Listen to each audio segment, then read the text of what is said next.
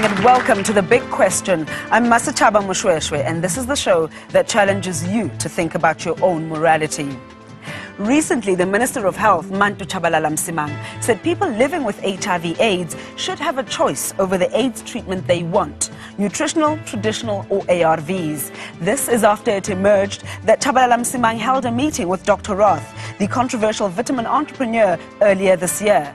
Dr. Roth has been lambasted for saying that vitamins are the solution to the HIV/AIDS pandemic and that antiretrovirals are toxic and dangerous. So what is the truth about ARVs? Are they the best way to treat HIV/AIDS? Yes, say the medical fraternity. They are up in arms about these alternative methods. They say they could be an added supplement to the treatment of HIV/AIDS, but are under no circumstances a solution to the problem. They are 100% behind the supply of ARVs to HIV/AIDS patients. Which brings us to tonight's big question. Are ARVs the most effective treatment for HIV/AIDS? Leanne and Adam have been out looking for some answers.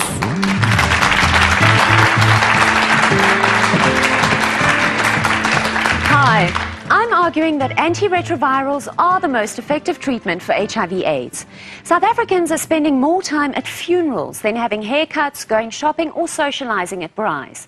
Thorough research has shown that ARVs save lives. My first guest is Dr. Ian Zane, Director of WIT's Clinical HIV Research Unit. Dr. Zane, why do you say that ARVs are the most effective treatment for HIV/AIDS?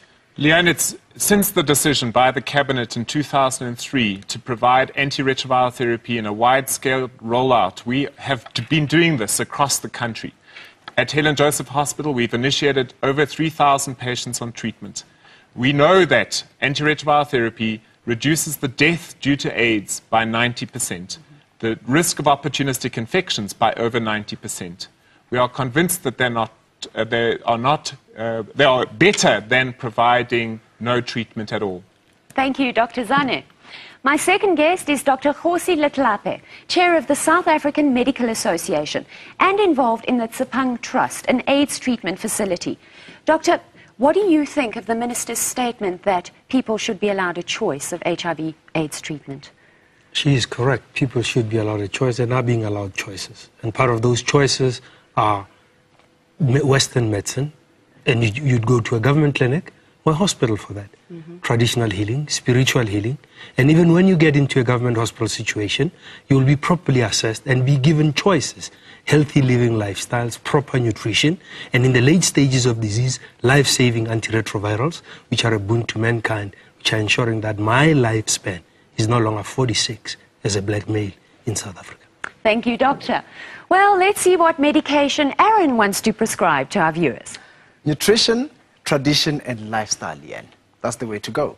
ARVs are toxic and dangerous. There is no evidence that ARVs will extend your life. Let's feed the hungry, uplift the poor, and adopt a holistic approach to HIV/AIDS treatment. We don't have to poison our people in the process of helping them live healthy lives. My first guest is Dr. David Rasnick, Senior Researcher of the Reth Foundation, Presidential AIDS Advisor and Biochemist. Dr. Rasnick, you say that prescribing ARVs to HIV/AIDS patients, it's irrational and should be stopped immediately. That's true. The antiretroviral drugs are among the most toxic substances ever approved for human use, and it's not ever been shown that adults or children or fetuses in the womb taking these drugs live longer or at least better lives than a similar group of people not taking the drugs. Thank you, Dr. Rasnick. My other guest is Prof. Sam Mhlongo from Medunsa Campus, Family Medicine and Primary Health Care. Prof, you believe that ARVs are very toxic and they should be taken away from patients. Why? Well, they should be taken away particularly here in South Africa, because what we're dealing with here is diseases of poverty and malnutrition. There's no doubt about that. If you read a book which is prescribed for medical students and young doctors in South Africa here, written by Kuvadia of all people, Kuvadia by all people, and Verteberg, they clearly demonstrate in a chapter that there is a condition called nutritional AIDS, which affects largely the bulk of the population in South Africa. There's no question about that. You just have to ask questions. Who lives in informal settlements? Who lives in run-down places? Who has no water? The figures speak for themselves. No question about that. Thank you.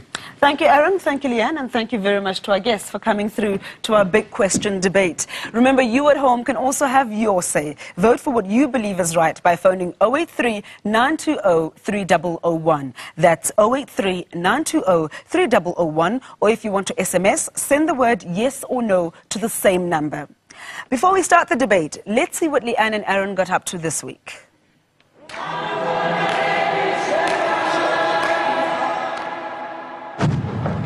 In 2003, government decided to provide the public health sector with antiretrovirals. This has given new hope to thousands of AIDS victims. Despite the dissident attack on ARVs, there is little doubt that the benefits of ARVs outweigh the risks. That's why I'm arguing that antiretrovirals are the most effective treatment for HIV/AIDS. I disagree. The society has been indoctrinated by drug cartels who spend millions marketing ARVs. Do we dare question them? Worldwide, there's been people who've responded badly to ARVs, but have found other ways to live long, fulfilling, positive lives. That's why I'm arguing that antiretrovirals are not the most effective treatment for HIV/AIDS. Tina van der Maas is a nurse whose nutritional program has won favor with her Minister of Health, Mandu Shabalala-Msimang. Despite the fact that her program has had positive results for thousands of people, Tina is still regarded by many as a quack. Why are you so opposed to the use of ARVs? It never made sense to us that when people are sick, to treat them with toxic chemicals. What makes your program better than all the other programs that doctors recommend? What we do is basically detoxify the body, treat the infections, and restore the biochemistry of the body. And once you do that, the body can take care of whatever problems there are. And the only way we have been able to detoxify people properly is with the lemons and the olive oil mixture, the one that everybody keeps on making jokes about. What is the alternative if nutrition doesn't work? But nutrition does work. We've got people now on the program from 1998, and they're as healthy as can be. Well, when we met them, for example, the one lady had a CD4 count of 34, and she was 37 kilograms, was brought on the back of her mother to the support group, and she's fine today.